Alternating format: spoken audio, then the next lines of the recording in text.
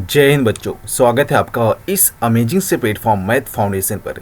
देखो, हमारा जो टारगेट है, इंपॉर्टेंट क्वेश्चन डिस्कस करने वाले हैं यूपी पुलिस कांस्टेबल के लिए। ठीक है, तो देखो हमने कल वाले लेक्चर में कुछ क्वेश्चन सॉल्व किया था। ठीक है, आज उसका आगे का कुछ क्वेश्चन सॉल्व करेंगे। वो इंपॉर्टेंट क्वेश्चन है। ठीक है, उस टाइप के क्वेश्चन इसमें पूछे जाते हैं। ठीक है, तो चलो फिर स्टार्ट करते हैं। बाकी आप मेरे बारे में यहाँ से देख सकते हैं, पढ़ सकते हैं। ठीक है, चलो ठीक है। देखो यहाँ पर लिखा है, उस विकल्प का चयन करें जो तीनों से अलग है। मतलब देखो, तीनों से अलग है। आप देखो इसको दो तरीके से बता सकते हैं।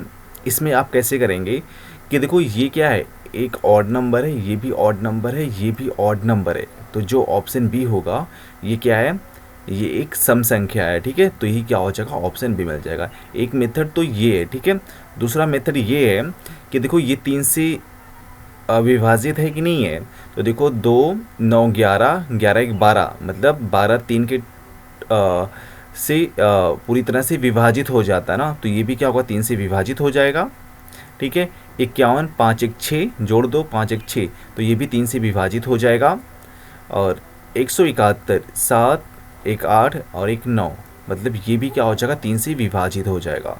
और जो 322 है, इसको देखो जोड़ लो तो कितना होगा, 3 2 5 5 2 7, तो ये विभाजित नहीं होगा 3 से ना। तो इस केस में भी हमें ऑप्शन बी मिल जाएगा। ठीक है, तो एग्ज़ाम के टाइम पे जो भी मतलब आप सोच सकते हो, ठीक है, उसके अकॉर्डिंग यहाँ पर ऑप्शन तक पहुँच सकते हो। ठीक है, चलो ये वाला क्वेश्चन देखो कि वह सबसे छोटी संख्या ज्ञात कीजिए जिसे 1000 में जोड़ने पर 45 से पूर्णतः विभाजित हो जाती है। ठीक है, तो इसमें आपको क्या करना है, 45 को 1000 में भाग कर दो, मतलब 1000 और 45 से भाग कर देते हैं।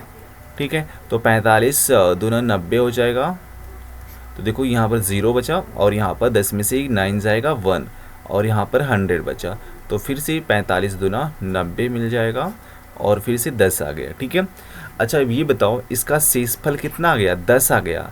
10 में अगर हम कितना जोड़ते हैं कि ये 45 के टेबल में आ जाए, तो देखो यहाँ पर 10 है ना, अगर सपोज हम इसमें 35 जोड़ देते हैं, ठीक है, तो ये कितना हो जाएगा, 45 हो जाएगा। तो 45 एक के क्या हो जाएगा, 45 हो जाएगा ना। ठीक है, तो हमें कितना जोड़ना पड़ेगा, 35 जोड़ना पड़ेगा। ठीक है, तो यहाँ से ऑप्शन बी मिल जाएगा, राइट। जब इसमें हम 35 जोड़ेंगे ना, तो 1035 हो जाएगा। अब इसको चेक करके देख सकते हो क्या ये 45 से पूरी तरह से विभाजित है या नहीं है। ठीक है, तो देखो 45 एक के 45 तो 90 हो जाएगा। तो 3 में से 0 जाएगा 3, और 10 में से 9 गया 1, 135। तो 45 तिया कितना होता है, 45 तिया जो होता है 135 होता है। ठीक है, 45 तिया। ठीक है, तो अच्छा 45 दूना कितना होता है, 135 होता है। ठीक है, तो ये क्या हो जाएगा, कट जाएगा। तो यहाँ पर पूरी तरह से ये विभाजित हो जाएगा, तो यहाँ पर 35 मिल जाएगा। ठीक है, चलो फिर आगे बढ़ते हैं। अब देखो ये वाला क्वेश्चन, ठीक है, ये भी बहुत बार पूछता जाता है कि यदि ए की आय बी की आय से 40% कम है। देखो क्वेश्चन समझो, यदि ए की आय बी की आय से 40% कम है, मतलब बी का ज़्यादा रहा होगा ना। अगर हम बी का 100 मान लेते हैं, तो ए का कितना होगा, 40% कम है।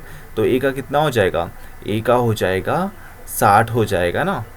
ठीक है, तो बी की आय ए की आय से कितने प्रतिशत अधिक है। तो यहाँ पर हमें बताना है कि बी की आय, अब बताओ बी की आय ए की आय से, तो दोनों में चेंजेस कितना हो रहा है। तो देखो दोनों में चेंजेस हो रहा है। यहाँ पर लिखोगे प्रतिशत आय, बी की प्रतिशत आय।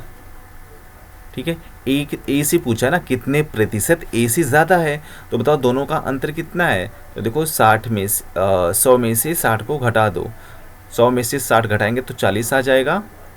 और बटा ए के आय से पूछा है ना, तो ए का आय कितना है, 60 है, और गुणे 100 कर दो। तो देखो एक ज़ीरो से एक ज़ीरो कट गया, और कुछ कटेगा क्या। अब इसको भाग कर दो, तो 400 बटा 4 6।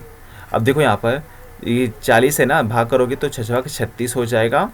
36 और 4 40, फिर से 4 आएगा तो ये कितना हो जाएगा, फिर से 6 बार जाएगा तो 66, फिर ऐसे ये आता रहेगा 0.66। ठीक है, तो ये कौन सा ऑप्शन है, ऑप्शन सी यहाँ से राइट मिल जाएगा। ठीक है, ऑप्शन सी यहाँ से राइट मिल जाएगा।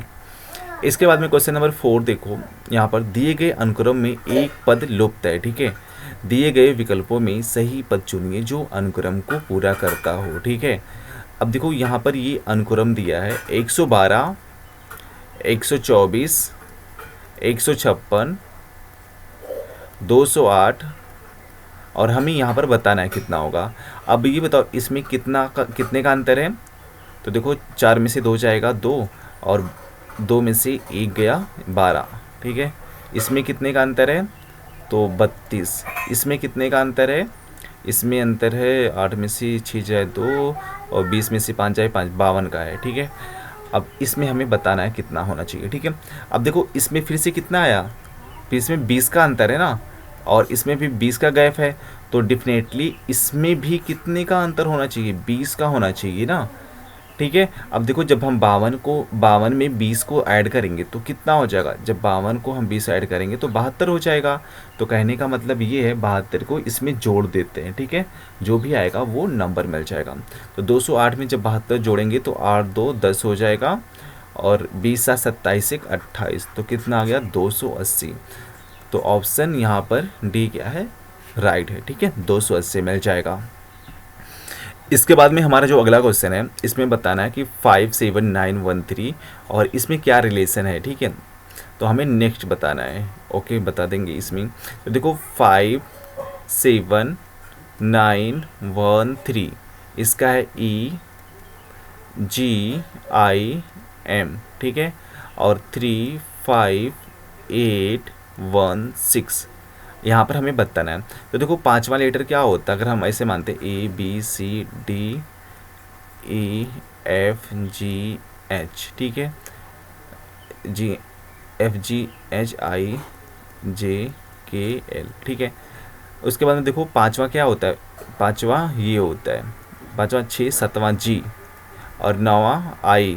ठीक है, मतलब ये नंबर जो अल्फ़ाबेट होता है उसका ऑर्डर दिया है, नंबर दिया है। ठीक है, तो बताओ तीसरा क्या होगा, तीसरा देखो सी हो जाएगा, सी लिखा। 5वां क्या होगा, 5वां ई होगा, 5वां ई। तो देखो सी ई दोनों में है ना, तो ये दोनों तो कट ही गया। ठीक है, इन दोनों में से हो सकता है एक। 8वां कौन सा है, 8वां एच है, तो एच हमने लिखा। ठीक है, अब इसके बाद में हमें बताना है 8वां, और उसके बाद में 16 कौन सा होगा। अब ये बताओ m कितना होता है, m तो जो होता है m 13 होता है। ठीक है, m में 3 और जोड़ दो। ठीक है, m देखो m कितना होता है, 13 होता है, तो MNOP, तो 13 14 15 और ये 16 हो जाएगा, तो P हो जाएगा ना। तो यहाँ पर कितना आएगा, P आएगा, CEHP। तो ऑप्शन यहाँ से बी मिल जाएगा। ठीक है, तो देखो इस तरह से फटाफट आप जल्दी से सॉल्व कर सकते हैं। ठीक है, चलो फिर आगे बढ़ते हैं।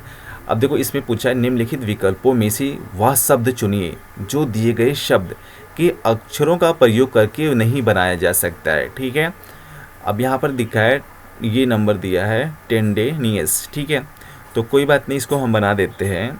अब देखो यहाँ पर पहला देखो बन जाएगा कि नहीं बन जाएगा, टी लिया, ई लिया, एन लिया और फिर से टी लिया, तो टेंट बन सकता है। ठीक है, क्वेश्चन में ये पूछा है कौन नहीं बनाया जा सकता। स्टूडेंट की बात करते हैं, देखो एस ले लिया, टी ले लिया, ठीक है, और यू ले लिया, फिर DENT और ये टी, तो ये भी बनाया जा सकता है। ठीक है, डेंटिस्ट देखो, डेंटिस्ट मतलब इतना तो हमने सेम ले लिया, TI तक सेम ले लिया, उसके बाद में ST एक S लगा देंगे और ये T लगा देंगे, तो ये भी बनाया जा सकता है। तो जो बच्चा 4th वाला उसी को हम नहीं बना सकते हैं, एक बार ट्राई कर लेना, तो ऑप्शन सी मिल जाएगा। ठीक है, तो इस तरह से हम इसको सॉल्व कर सकते हैं। ठीक है, अब क्वेश्चन नंबर 7 देखो, वीडियो को पॉज करो और इसका आंसर आप कमेंट बॉक्स में बताओ कितना होगा। ठीक है,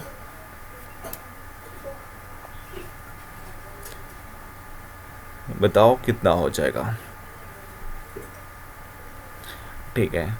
अब देखो इसका आंसर बताने के लिए हमें यहाँ पर क्या करना पड़ेगा, यहाँ पर इसमें आप लिखोगे ना, अच्छा यहाँ पर ये 4 रहेगा, 8 नहीं है, ये 4 रहेगा, ठीक है। हाँ, अब देखो इसमें हमें 3 2 है ना, तो देखो हमें यहाँ पर बताना होगा 13 कैसे, मतलब इन दोनों का आपस में रिलेशन होगा कुछ ना, जो 13 तक हमें पहुँचा सकता है, ठीक है। तो देखो अगर हम 3 का स्क्वायर कर देते हैं और 2 का स्क्वायर कर देते हैं और दोनों को जोड़ देते हैं, तो 3 3 9 हो जाएगा, 9 और प्लस 2 का स्क्वायर 4, तो 9 4 13 मिल जाएगा, ठीक है। सेम यहाँ पर अगर 8 का स्क्वायर कर देते हैं और इधर 4 का स्क्वायर कर देते हैं, फिर जोड़ देते हैं, तो ये 64 हो जाएगा और प्लस 16 जोड़ेंगे कितना आ जाएगा, 80 आ जाएगा, ठीक है। इसके बाद में 1 का स्क्वायर करेंगे और 5 का स्क्वायर करके जोड़ देते हैं, ठीक है। तो बताओ 1 का स्क्वायर 1 और 5 का स्क्वायर 25, तो 25 से 1 26, तो यहाँ से ऑप्शन सी मिल जाएगा, ठीक है।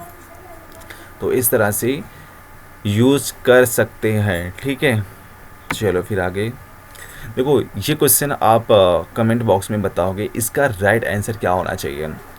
निम्न विकल्पों में से कौन सा विकल्प नीचे दिए गए शब्दों का सार्थक क्रम दर्शाता है, ठीक है। सार्थक क्रम मतलब एक ऑर्डर में, तो देखो यहाँ पर इस तरह से हम इसको बता सकते हैं कि सबसे इसमें छोटा कौन सा होता है, सबसे छोटा शिशु होता है, ठीक है।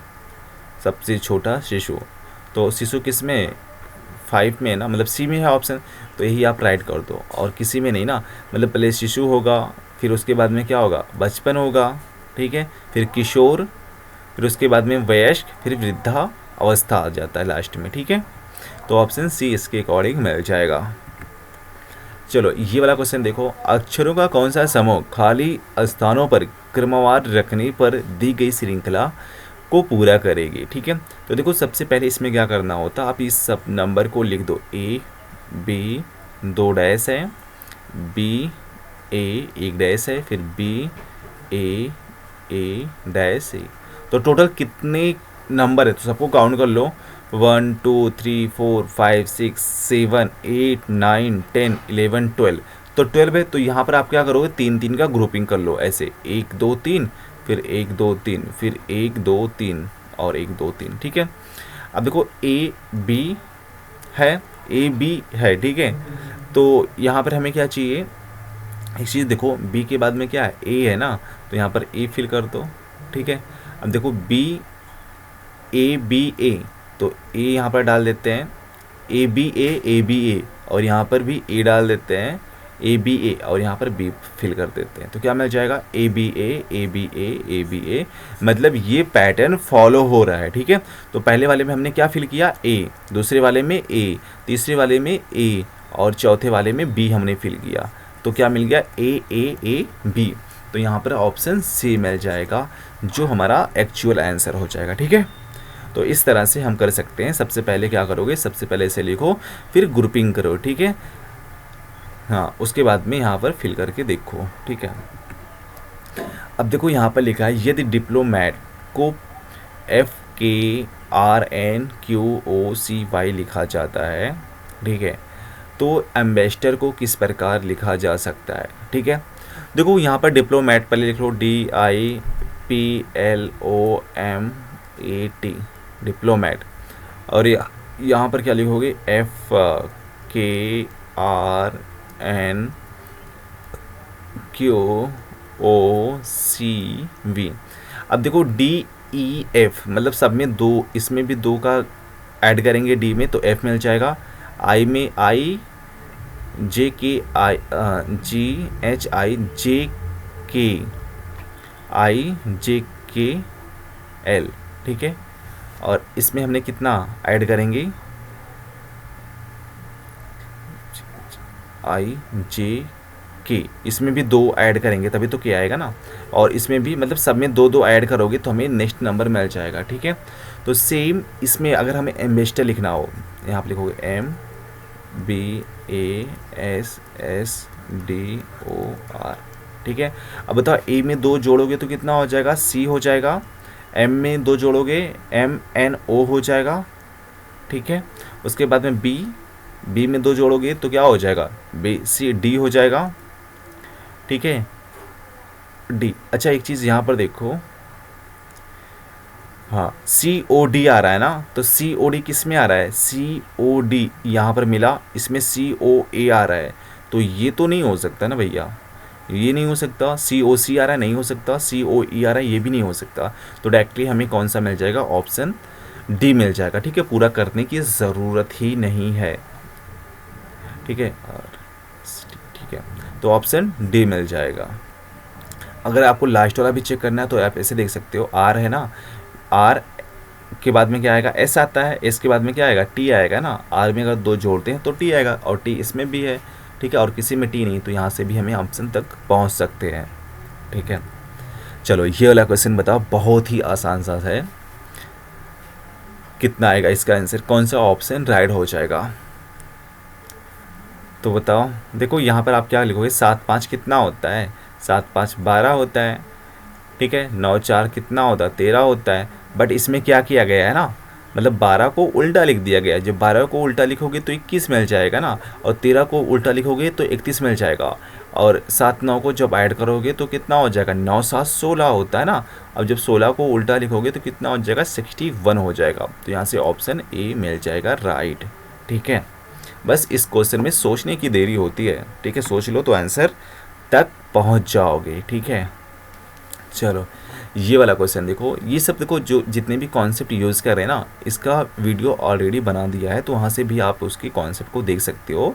ठीक है, और प्रैक्टिस यहाँ से कर सकते हो। ठीक है, देखो जब यहाँ पर लिखा है किसी व्यक्ति के वेतन में पहले 20% की वृद्धि की गई, ठीक है, और उसमें फिर 20% की कमी आ गई, तो उसका वेतन में परिवर्तन।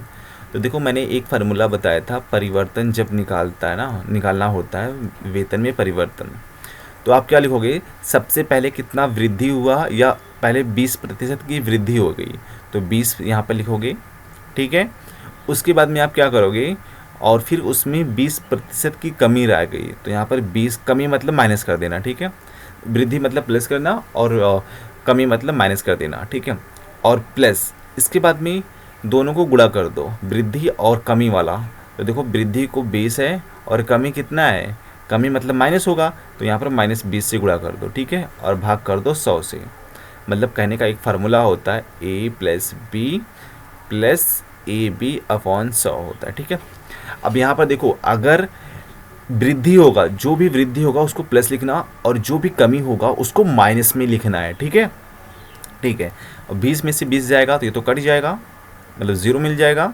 प्लस देखो यहाँ पर 1 0 से 1 0 कट गया, मतलब दोनों 0 कट गया, और 2 दूना 4, और ये -4 आएगा ना, -4। ठीक है, तो -4 आ गया, और ये किस में आएगा, प्रतिशत में आएगा।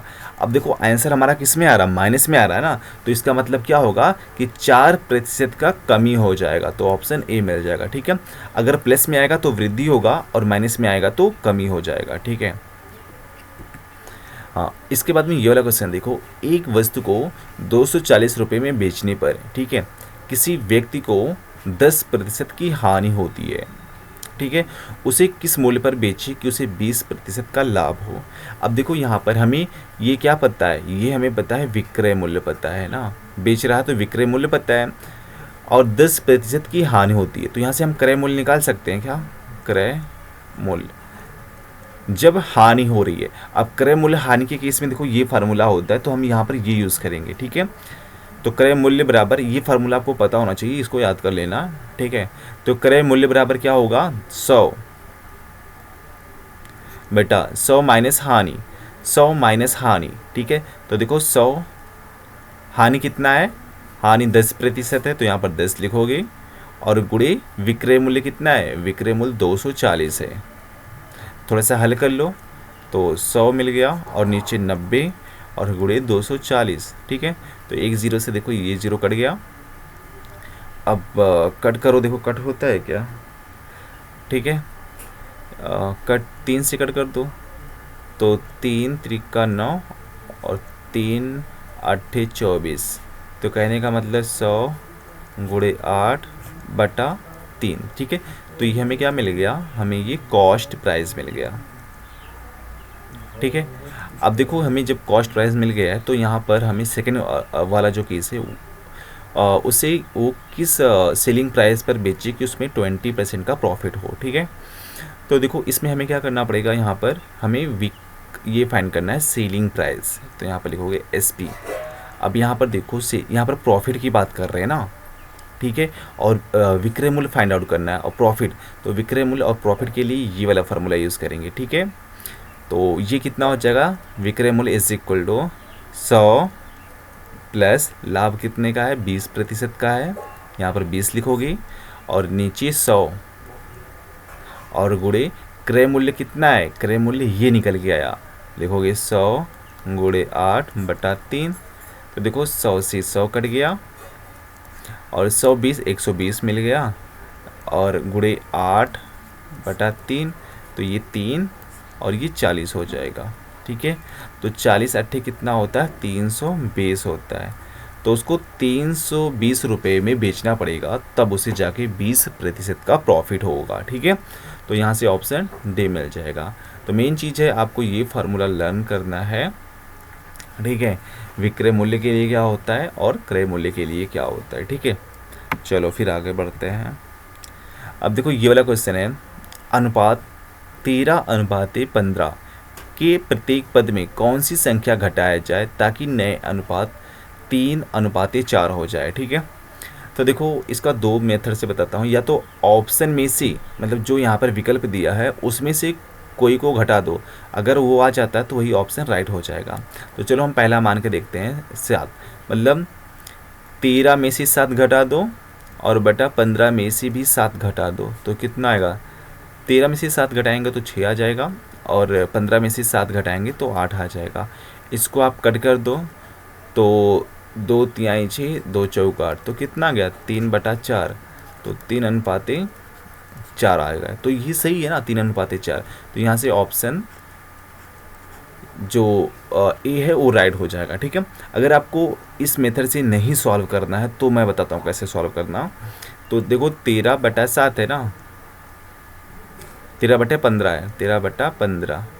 अब इसमें से हम मान लेते हैं ना कि हम x को घटा रहे हैं, इसमें हमने माना कि हमने दोनों में से x नंबर को घटा दिया, तो हमारा जो अनुपात बन के आया नया अनुपात वो 3:4 मिल गया। अब इसके बाद में तिरछा गुणा कर लो, जब हम इसमें तिरछा गुणा करेंगे तो 4 13 चौका 52 हो जाएगा, मतलब ऐसे गुणा करना है सब में, और यहाँ पर -4x हो जाएगा और बराबर 15 तियाँ 45 मिल जाएगा और 3x, ठीक है। अब इसमें क्या करोगे, 45 को इधर लेकर आ जाओ तो 52 - 45 हो जाएगा और बराबर -4 है, उधर जाएगा तो +4x हो जाएगा और -3x। तो देखो 2 में से 2 जाएगा तो ये मिल गया, ठीक है। 2 में से 2 गया, अच्छा 45 है, ठीक है। तो 12 में से 5 जाएगा, कितना आएगा, 12 में से 5 जाएगा तो कितना आएगा, 13 चौका 52 ही होता है ना, 15 तियाँ 45, ठीक है। देखो 12 में से 5 जाएगा तो 7 मिलेगा ना, 7 कितना आ गया 7, और 4 में से 3 जाएगा x, तो x बराबर 7, ठीक है। तो हमें 7 को घटाना पड़ेगा तभी हमारा जो नया अनुपात आएगा वो 3:4 मिल जाएगा, ठीक है। तो यहाँ पर ऑप्शन ए मिल जाएगा, ठीक है। इसके बाद में अगला क्वेश्चन देखो, यहाँ पर इस वीडियो को पॉज करो और इसका आंसर कमेंट बॉक्स में बताओ, ठीक है। देखो मैं फार्मूला बता देता हूँ कि किस मूलधन पर 10% वार्षिक दर से 3 वर्ष में चक्रवृद्धि ब्याज एवं साधारण ब्याज का अंतर 31 होता है। तो मैंने बताया था कि जो अंतर होता है चक्रवृद्धि ब्याज मतलब compound interest minus simple interest, ठीक है, जो इनका अंतर होता है इसको हम चक्रवृद्धि ब्याज बोलते हैं और इसको सिंपल इंटरेस्ट मतलब साधारण ब्याज। जो अंतर होता है वो होता है PR/100 का होल स्क्वायर। ये कब होता है, 2 साल के लिए, 2 वर्ष के लिए, ठीक है। अब देखो जब यहाँ पर 3 वर्ष है ना, तो 3 वर्ष के लिए जो फार्मूला होता है CI - SI is equal to, ये तो सेम रहेगा, PR/100 स्क्वायर और यहाँ पर गुणा कर देना 3 + R/100, बस। अब यहाँ पर R का मान दिया, दर कितना 10% है और यहाँ पर पी की वैल्यू हमें निकालना है, निकाल लेंगे, यही तो फाइंड आउट करना है। और सी आई माइनस एस आई मतलब दोनों का जो अंतर है वो 31 है, तो आप यहाँ पर पुट कर लो, ठीक है। तो आर की वैल्यू कितना था 10/100 स्क्वायर और गुणे 3/10/100, ठीक है। अब इसको सॉल्व करके आपको पी का मान निकालना है, ठीक है। पी का मान निकालने के बाद में आप बताओ इसमें से कौन सा ऑप्शन, कौन सा विकल्प राइट हो जाएगा, ठीक है। चलो फिर आगे बढ़ते हैं, ठीक है। तो बस आज के लिए इतना ही, आप इसको सॉल्व करो। इसके आगे हम नेक्स्ट क्वेश्चन में भी हम कुछ प्रैक्टिस सेट सॉल्व करेंगे, ठीक है। देखो जब तक आपका एग्ज़ाम नहीं हो रहा है, मीन्स 20 अगस्त तक, ठीक है, हम डेली कम से कम 15 to 20 क्वेश्चन लाएंगे, और उसी बेस पे जो क्वेश्चन आता है उसी बेस पे आता है, ठीक है। तो आप उसको अच्छे से प्रैक्टिस कर लेना, ठीक है। चलो फिर आज के लेक्चर में बस इतना ही, बाय बाय।